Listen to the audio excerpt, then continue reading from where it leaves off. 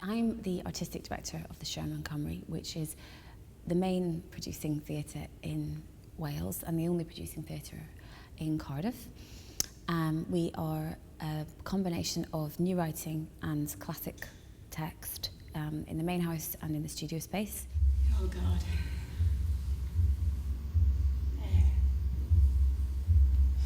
At the back. Little gang of guys. All of them pretty fit. Not gym fit, not primped and preemed, not muscles like boulders, just you can see. Their arms and legs and bodies are solid. And not one of them with that desperation. The eagerness to please that screams off every guy trying his luck on every rainy Cardiff night. Iphigenia and Splott is an iceberg play, I think. It looks like it's a small story, it's a one-person show, it's a monologue play.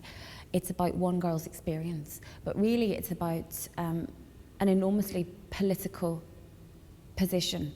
You think I should put up with whatever wanders down my street dodging the dog shits and be grateful? Fuck that. There's something in the play that is concerning itself with the fact that we have a very large underclass of people who are so disempowered that the thought of revolution doesn't enter their head.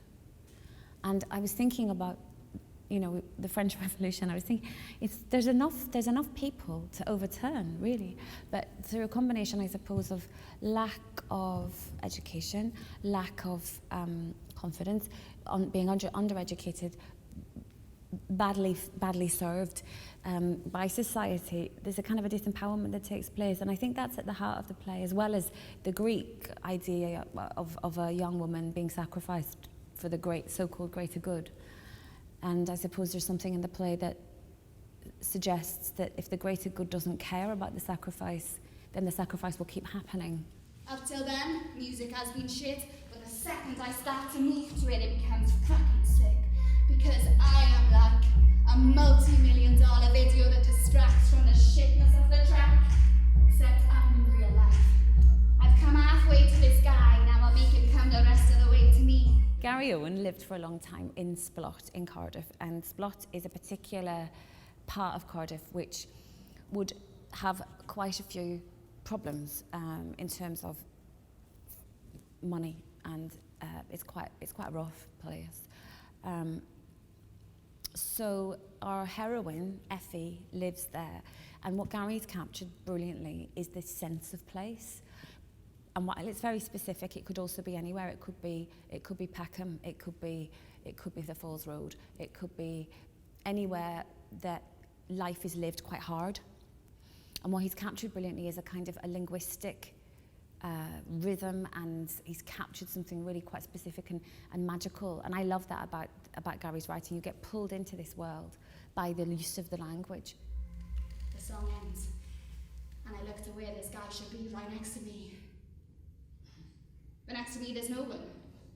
Fuck, it hasn't moved. He's propped up just where he was. Have I lost my powers? What is going on? No man resists me. Literally, no one. One of the things we're going to do with Iphigenia and Splott, with the production of it, is we're going to take one of the performances into a disused church space in Splott itself. This is partly audience development. It's partly just, you know, because it'll be really just interesting to see what happens with that.